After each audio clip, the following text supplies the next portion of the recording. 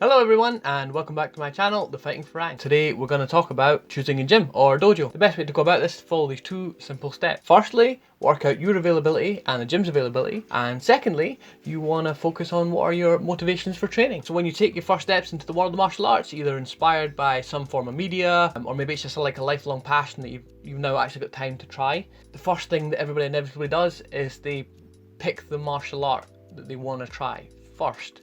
Now, that's the most fun part, but it's not the most efficient way to go about things. The first step really is to work out what's in your local area. And there's many ways to do this. Google Maps is an excellent way to begin your search. You can look up your local area and just type in martial arts and you'll get a variety of results. But there are other places you can look that aren't as obvious. Some places like your local community centre or church or place of worship, often they will have a message board that has some martial arts classes in it, and they might not advertise online, they might just advertise there, and it's more about building local community up as opposed to trying to make money from students. There's also universities. If there's a university in your area or in your city, if you're lucky enough, many of them will have like social martial arts related clubs. So if you have a university in your city, many universities will have martial arts clubs. So you're actually able to attend as a member of the public. It's just that they're not advertised to the public. They're normally just advertised to freshers. But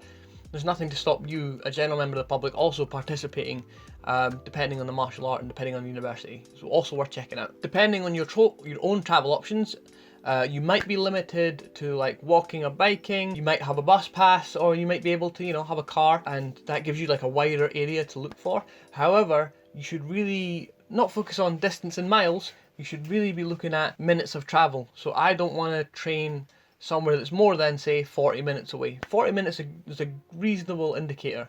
Any further than that and you're looking to start training less times a week. You've also got to remember that after a hard day's work, you still need to go training. And if that job is, tiring, and then I've got 40 minutes travel and 40 minutes back, it can be very exhausting. And it's also going to, dissuade you from training. You want to go training, but at the end of a long day, it can be really difficult if, you're so far away. Oh, I'm so tired and I've got an hour drive to get to training. No, thank you. So now we look at what are your goals, or what is the motivation for your training. As obvious as it may seem, a lot of people do just say, I want to be able to defend myself, and that's fantastic, but it's not the only reason that people train martial art. People might train martial arts for, self-confidence, self-expression, to increase their mental focus or capacity, to make friends, or even gymnastics. The list goes on. So there's many good reasons to train martial arts, but you need to find something that falls in lines with your personal reasons. And not all martial arts will be able to accommodate all of that, but you should find one that at least makes you feel welcome, and that's the most important thing. So now that we've established what's available to you and what you want out of your training, this is a time when you would start to look at what styles are available to me. Now, there are three general genres of martial arts. They're traditional martial arts, reality-based self-defense, and combat sports. We'll go down the list, but generally they'll have a lot of crossover with each other. So firstly, there's traditional martial arts, which doesn't really have a solid definition. It's often used as a catch-all term for martial arts that have a uniform, like a gi, or a dobok or whatever. They'll often have a ranking system. They'll often have, black belts and white belts and stuff. They'll often have forms or kata, something like that. And they'll also be normally of some sort of Asian heritage. It's not really fair because there are other martial arts that are far older and are steeped in traditions, but because they don't meet some of the criteria, like having a uniform, they can often be forgotten about or overlooked completely. So to make like a not too controversial list, you might expect to find like taekwondo, karate, judo, ninjutsu, and most forms of kung fu would fall into that traditional martial arts form.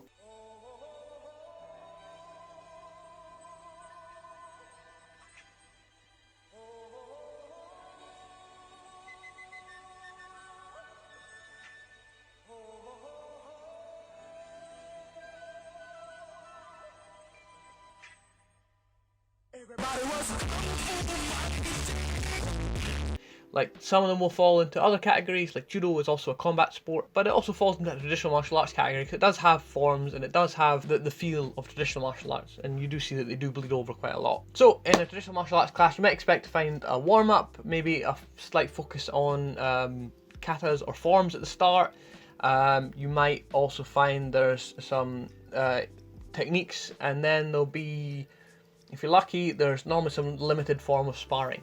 For instance, karate has kumite sparring, which is no face contact with hands, but you can kick to the head and things like that. And some other clubs might focus on, you know, a more self-defense aspect, and other clubs might focus on a more spiritual aspect. It just depends on what you're after and what the instructor likes teaching. And then there's reality-based self-defense, which is often incorrectly named because not a lot of people focus on the reality.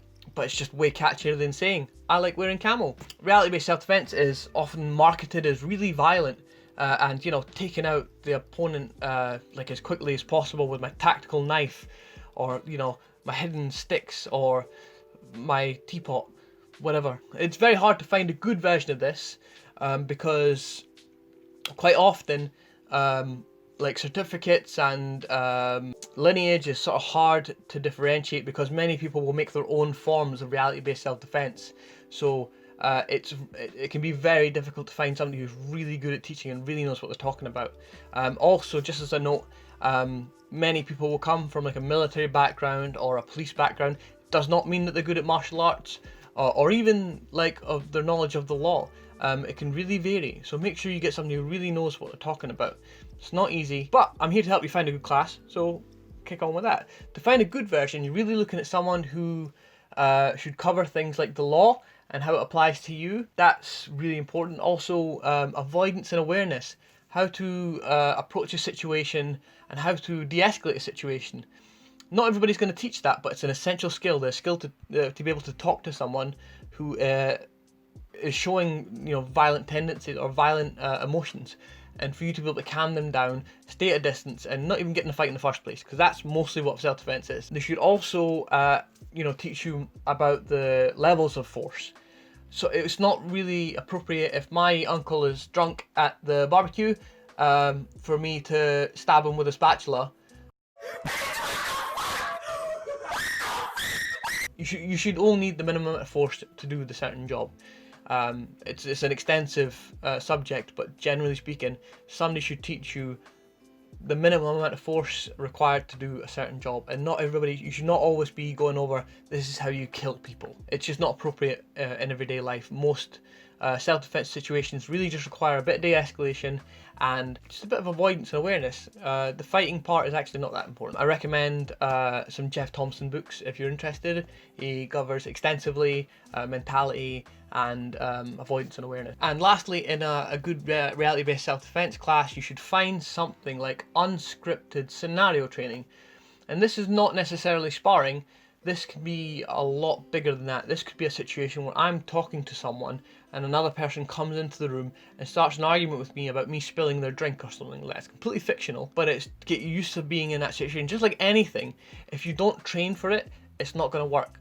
So you should find somewhere that trains in unscripted or partially scripted scenario training, where it's more about being in a social environment than it is about the actual fighting. It's an essential skill, and it's glossed over far too much, and that's why you see so many bad self-defense videos. Also be very wary of like the flashy techniques where somebody hits with a stick and then they get a really cool throw, and then the opponent just turns into like a limp fish. Like, it's not realistic. Good fighting doesn't look clean. It's a chaotic sport, and it's also a chaotic form of expression. Like, if you don't know what you're doing, it's going to be messy, and if it looks too clean, it probably is too good to be true. And finally, this brings us to combat sports. I'm not going to cover this. I'm going to cover this a little bit, but I'm going to make a really good in-depth video about how to become an MMA fighter. But for right now, this is just combat sports as a whole. So it's much easier to find a good form of combat sport than it is to probably find the other two.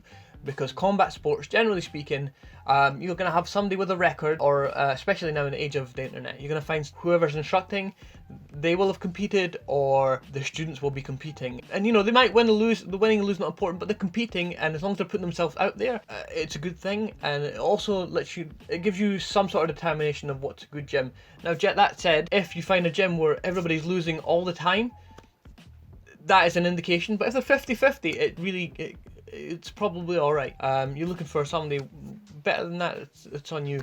But you should be able to at least see their videos. Often gyms will post about their fighters or even their instructors winning fight, particularly if they do MMA or Muay Thai. You'll often see the bigger gyms posting about that, especially on Facebook and things like that. In boxing, it's a little bit different because there are many good trainers who never really fought, but they can hold pads excellently, and that comes down to how good are the fighters. So if a gym's got, you know, good top fighters, top pro fighters, that's a good indication of a good boxing gym. Boxing is an incredibly competitive sport, and they should have fighters, and the fighters should be winning. That's generally an indication of a good boxing gym. The last part I want to talk about is the uchideshi, or living student.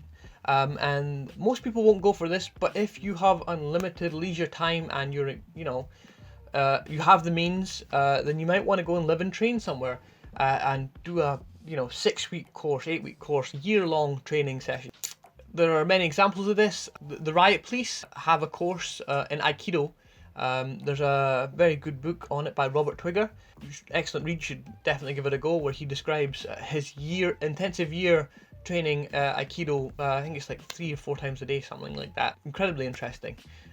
He wrote, the book's called Angry White Pajamas. There are also places in Thailand where you can go and live and train as a fighter for as long as you want. It doesn't have to be, you know, for months or years or whatever. It can be a 2-week camp where you feel like that's what you want to do. Bring your kids and stuff like that, and then you just go and train and they go to the beach. For me, I want to go and do this full time. So next year I'll be moving out to Thailand and I'll be living and training as a fighter, and that's what I want to do. There's also in China, there's many places where you can learn kung fu on retreats, normally in temples. With those, of course, just like the other places, check the reviews and get a good idea of what you're going in for, because, you know, results vary depending on the gym or depending on the temple or whatever. So make sure you're getting what you want out of it. As a whole though, uchideshi is an incredibly intense sort of experience, and not the best if you're an absolute beginner and you just want to dip your toes. It's a bit like, you know, getting married before you go on the first date. So I recommend definitely trying a couple of classes at least in your local area first. So now that you've picked your gym or your dojo or, you know, your whatever it is, you want to get to training. And this is where most people stumble. Before you even get in the door, you're going to start coming up with excuses. And the excuses will be things like, oh, you know, I'm not fit enough. That's a really common one, where people will make the excuse that, like, I want to be in better shape before I go to training. Listen, it doesn't matter. So, like, some common excuses are, I'm not fit enough, you know, I'm not comfortable being around other people, I feel like I should know something about the martial art first. And these concerns are, you know, they're understandable, but they're just barriers. And they all boil down to more or less the same thing, and that is just, I don't want to look stupid. You gotta look stupid, there's no way around it. You just gotta look a bit silly. But you gotta remember, nobody's gonna care and nobody's gonna laugh at you, because we have all been there before. Everybody who's in that gym or in that dojo at one point has not known the first thing about martial arts, or even which way to look correctly. And they're all going to be too concerned with their own training to really focus or care about you. So don't worry about it. That said, if you really are struggling, you can definitely go and watch a session first to get a feel for it. And of course, at any time, if it's too much for you, definitely you can go step out as well. Tell the instructor, listen, I have severe anxiety and I don't think I'm going to manage the whole session. I'd like to bow out at times if that's okay.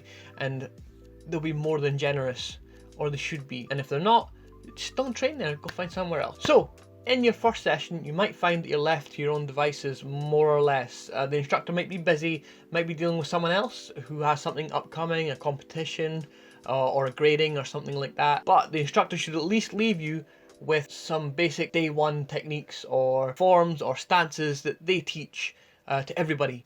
They should at least have that solid foundation. You might also be asked to just participate in the class regularly and just pick it up as you go along, but for me, I like the day one option of, this is what a punch looks like, this is, you know, the way we stand when we fight and things like that.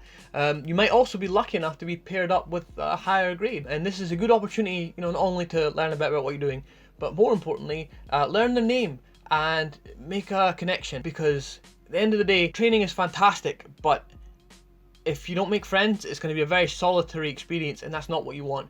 You want to form friendships, and you want to make it so that when you think about your training, you want to go back because you want to see the people, and that's just as important. It's going to make you want to train more if you make a friend. So take the time out, get to know them a little bit after the class if it's possible. It can take a bit of time to integrate into the classes properly. you know, a couple months even. But the important bit is that you made the hardest transition already. You went from the couch into, you know, the session. That's the biggest jump you're going to make in all of martial arts, is just getting started. After that, really everything's just gravy. I can't explain how far ahead you are the moment that you set foot on the mat. And just as a final note, any place that you go to should be warm and inclusive, regardless of your race, gender, age, political views, your weight, whatever you can think of. They should be welcoming and helpful at all times. You should be treated as a person regardless of who you are. And if you find someone that doesn't respect you because of any of, you know, the above, that's just not a good place to train, and get yourself out there. First and foremost, you're a paying customer. You're paying to learn martial arts, and that's where the sort of contractual part starts and ends. And you should not feel guilty about leaving if you feel, you know, dehumanized in any sense of the word. That said, there's a difference between the instructor dehumanizing and, you know, other people. So if somebody else is being rude or disrespectful to me, I would let the instructor know. If the instructor nips it in the bud, that's fantastic. But if they don't help, it's just not a good place to train. It doesn't matter how many grandmasters are there or world champions. If they don't treat you with respect, then it's not a good place to train, and you shouldn't feel bad about leaving. And I think that covers everything I want to say. I'm gonna do a bit more of an in-depth part about fighting in MMA specifically, because it's something that's more full-time and less of a hobby. That's not to say the other martial arts and things like that aren't hard, or, you know, other combat sports aren't difficult. It's just that's my experience, and I want to portray that to you. So I'll make a video about how to get started in fighting MMA, because it's a bit different from traditional martial arts and self-defense stuff, and I want to go cover it in more depth. But that's pretty much everything. Just want to say goodbye and have a nice week. Bye.